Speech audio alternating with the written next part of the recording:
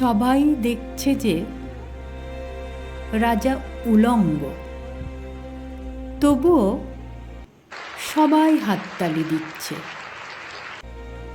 সবাই চেঁচিয়ে বলছে, সাবাস সাবাস।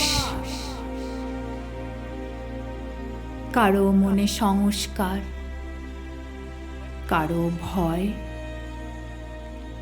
কেউ বা নিজের বুদ্ধি অন্য মানুষের কাছে বন্ধক দিয়েছে, কেউ বা পরান্নভোজী, কেউ কৃপাপ্রার্থী, উমেদার, প্রবঞ্চক,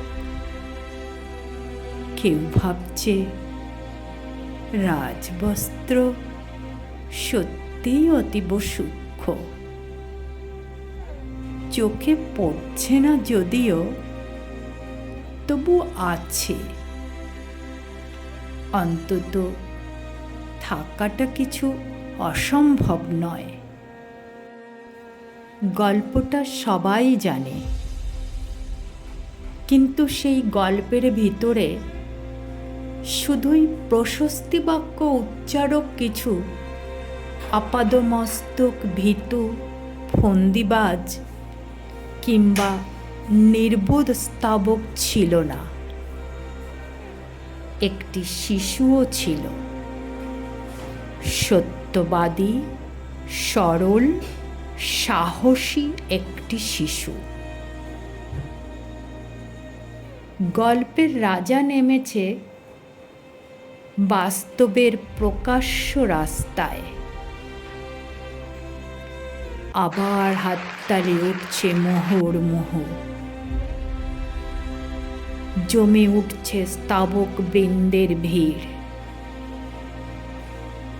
কিন্তু সেই শিশুটিকে আমি ভিড়ের ভিতরে আজ কোথাও দেখছি না। শিশুটি কোথায় গেল? কেউ কি কোথাও তাকে কোনো পাহাড়ের গোপন গুহায় লুকিয়ে রেখেছে?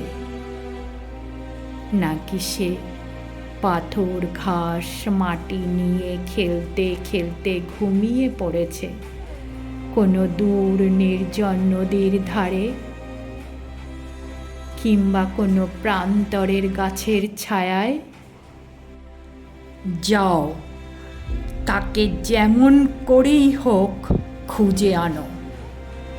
সে এসে একবার এই উলঙ্গ রাজার সামনে নির্ভয়ে দাঁড়াক। সে এসে একবার এই হাততালির ঊর্ধ্বে গলা তুলে জিজ্ঞাসা করুক, রাজা, তোর কাপড়